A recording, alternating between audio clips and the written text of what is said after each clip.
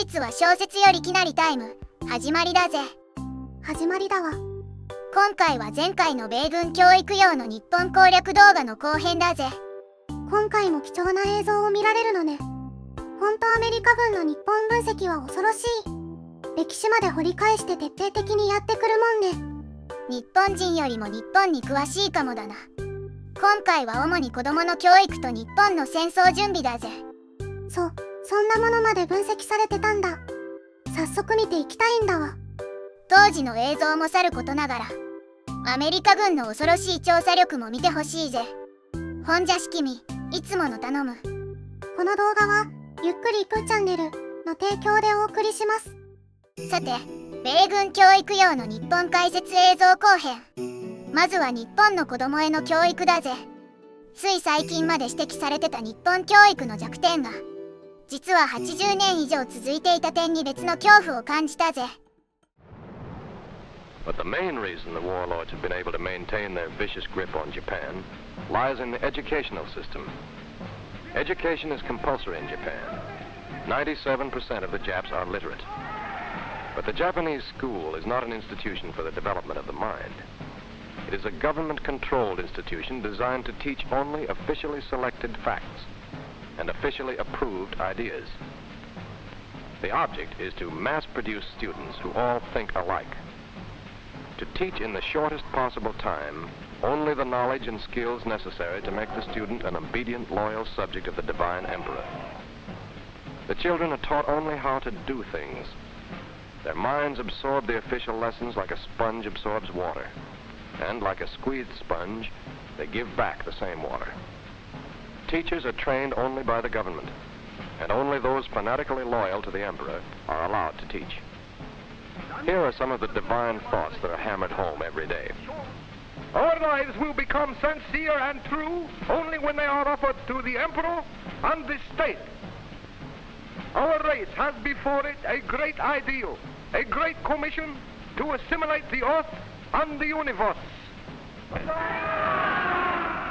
Thus, from childhood, the Japanese are taught they are descendants of gods, a race apart and superior to all others, born for only one purpose, to dedicate their lives to the emperor. The cardinal virtue, obedience to superiors. The cardinal ambition, Mako Ichiu, to cover the earth under a Japanese roof. That is, briefly, the social structure of Japan. That is the vicious system of political and religious regimentation that hammers, kneads, and molds the whole population until it becomes an obedient mass with but a single mind. 一方的な丸暗記教育で型通りの人間を作るって、未だに一部残ってるじゃないの。答えのはっきりしない問題をみんなで考える訓練とかないから、大人になっても自分で考えて行動できないのが問題って、最近ニュースで聞いたんだわ。まさか戦時中から治ってないとは。あくまでも教育は使い勝手のいい駒の生産工場なのね。亡錬金術師の漫画のセリフじゃないが、勘のいいガキは嫌いだよってことだぜ。欲しがったのは命令を黙って聞き、的確に実行できる人間。いちいち意見を持ったりする面倒な人は不要なんだぜ。でも自己責任で行動しろと無茶を言われる理不尽さ。お次は日本が戦争に突入するにあたり、その何年も前から国内で準備していたことを暴露されてるぜ。ちょうど朝ドラでやってるブギウギで、西洋文化や華やかな生活を自粛させるシーンがあるが、まさにそれなんだぜ。By 1894, the warlords thought they were ready for their first modern test of strength. As usual, their first move was against China. The process was simple. You send your armies over and attack. The Japs got the island of Formosa. On February 8, 1904, the Japs stepped into the big league. Without warning, they attacked the Russian fleet at Port Arthur. 3 days later, they remembered to declare war. By defeating Russia, they temporarily obscured that country's influence in the Pacific. The Japanese were delirious. They had arrived. They had defeated their first major world power.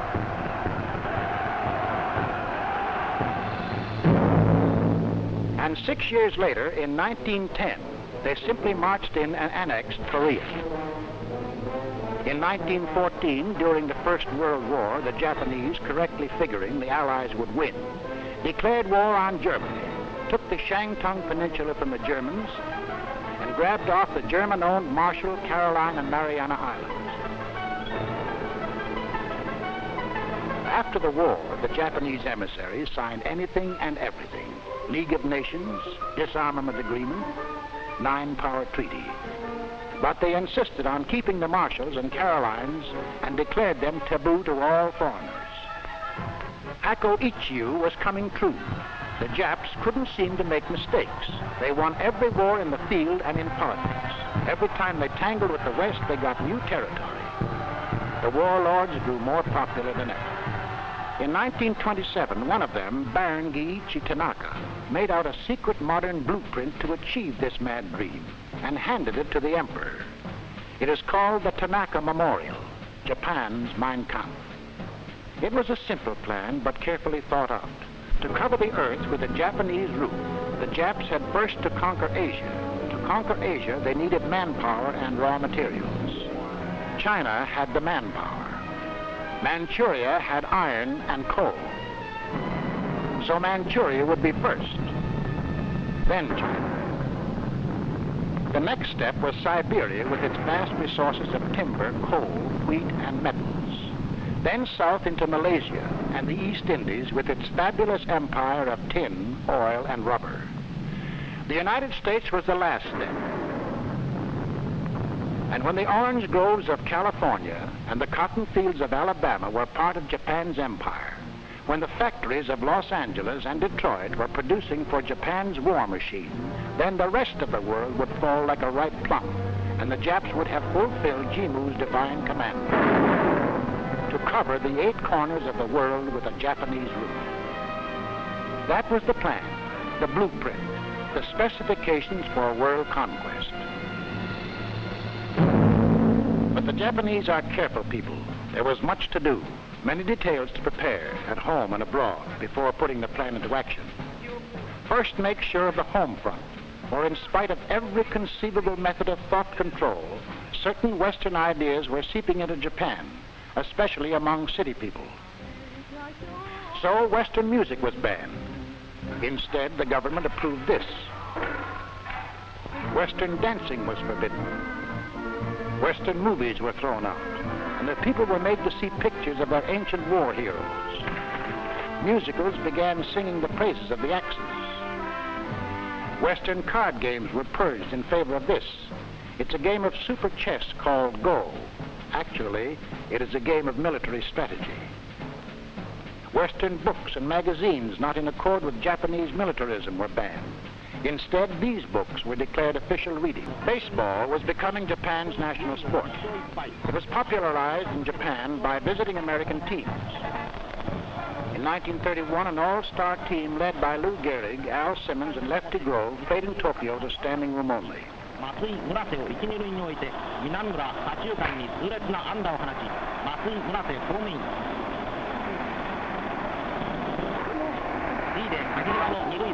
The warlords became afraid of baseball and tried to stop it.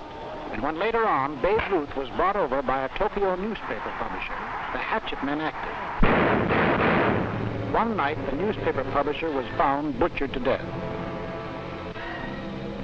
To try to take the place of baseball, the rulers encouraged the old Shinto-approved sports like sumo, kendo, and judo. Judo, or jiu-jitsu, is the act of giving in, making your opponent lose his balance, then trip him, choke him, hit, chop, poke, or kick his vital spots.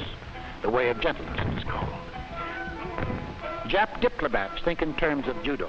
For example, make an offer of peace just before you intend to attack. Kendo means the way of the sword. There's no defense in kendo. It's all offense. You either kill or are killed. The Jap army thinks in terms of kendo.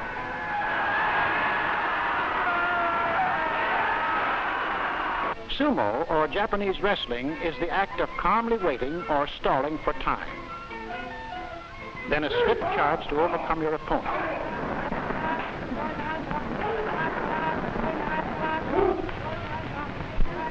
Japanese people think in terms of sumo. Calm, peaceful, serene, like their volcano Mount Fuji, with violent eruptions of brutal passions in between.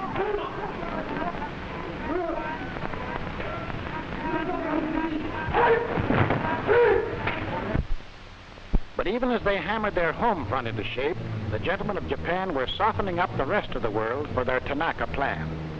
To every country marked for conquest, they sent their agents. Army officers posing as laborers, shopkeepers, gardeners. Along the coasts, officers of the Imperial Japanese Navy, masquerading as fishermen, piloted tiny boats equipped with diesel engines and radio sending sets. They fished for pearls off the South Pacific Islands. They fished for tuna off the coast of California. They made some good hauls. Other Japanese traveled widely as tourists, photographing the sights of Honolulu and Seattle. Something to show the folks back home. Still others went to work in barber shops, strange barbers who didn't talk. All this information was collected, studied, filed away in Tokyo, ready for use when the day came for the army to go into action. Wherever Japanese spies went, Japanese propaganda followed, especially in Asia. The message was simple. The white man is exploiting you. Drive him out. Asia for the Asiatics. Japan is your protector. Meanwhile, to finance the war machine, the second team, the industrialists, started their briefcase offensive. From the factories of Osaka, the mills of Tokyo, the chemical plants of Nagoya, the steel mills of Iwata, the shipyards of Nagasaki, came the economic bullets. But these belching factories in the cities were not the real machinery behind Japan's trade war. For here was the real machinery. The slums of the cities, where 64% of Japan's products were made in small backroom factories employing 5 people or less. There are hundreds of thousands of these factories in the home where father, mother, and children work in semi-slavery. Taking advantage of these low labor costs, the industrialists of Japan knew they could undersell every other nation on earth, and they did. All over the world, they dumped their cheap labor products. And to their dumping, they added piracy. Countless patented articles were manufactured and sold throughout Asia under their American names. The 2 best-known American spark plugs. Genuine old Scotch whiskey was made in the distilleries of Osaka. Matches made in Kobe were labeled made in Sweden. They undersold silk to the silk-producing Italians. They undersold England's cotton goods in the home of her own cotton industry. They undersold beer to the beer-producing Germans. American toothbrushes, retailing at 35 to 50 cents each, were copied in Japan to retail in American chain stores at 10 cents each. They even undersold us with our own American flag. And with the money accumulated in foreign countries with these cheap labor exports, did they in turn buy automobiles, ice boxes, or food? Did they erect better homes for the Jap workers or improve their living conditions? No, indeed. Instead, they imported oil, scrap iron, tin, rubber, aluminum, and secretly built up their powerful war machine. A fanatic nation turning its sweat into weapons for conquest. Sweat for guns. Sweat for planes. Sweat for ships. Sweat for war.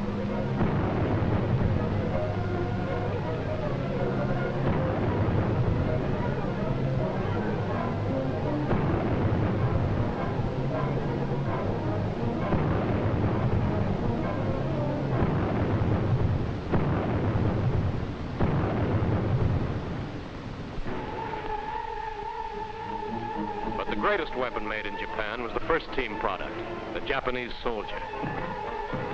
As iron ore is melted in furnaces to remove impurities, so in Japan, humanitarian impurities are burned out of the child. As the steel is shaped by beating and hammering, so is the boy hammered and beaten into the shape of the fanatic samurai.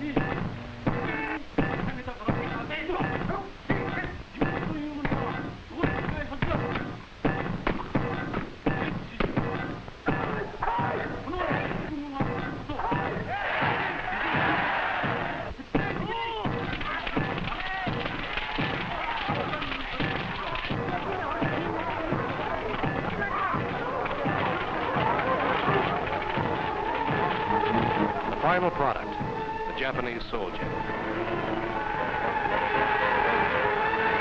Ready to shoot, smash, and slug Jap superiority into all non-Japanese people.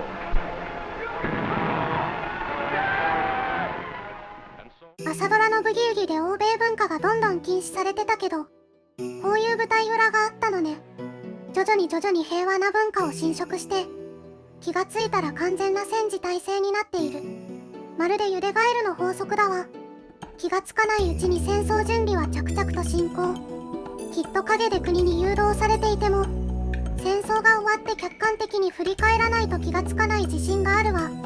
でもこれを調査してこういう映像教材にしている米軍はさらに恐ろしい。日本軍はロボットのような均質な兵士の量産を重視したが、結局は最新兵器と合理的戦略で進めた米軍に圧倒された。誰かがツイッターでつぶやいていたが、日本人は怠け者気質である程度安定すると努力しなくなる。開国以降連戦連勝で安定してきたから、もうこのままでいけるんじゃねえって思考に陥ったのかもな。それを尻目にアメリカは悪なき進化を遂げ続けた。だからここまで調べられ、結果はフルボッコ。その気質は80年経った今でもあまり変わっていないようだな。そんな気がするね。まあ安定してると楽で楽しいもん。仕方ないよ。そして当時の国民たちの実際に動いている様子も多くて、本当に貴重な映像をたくさん見られてよかったわ。ありがとうなんだわ。いえいえだぜ。今回の動画はここまでだぜ。この動画が良かった方はグッドボタン、チャンネル登録もお願いします。Twitter リンクもチャンネル概要欄にあるので、よければフォローお願いします。ほんじゃ、バイバイ。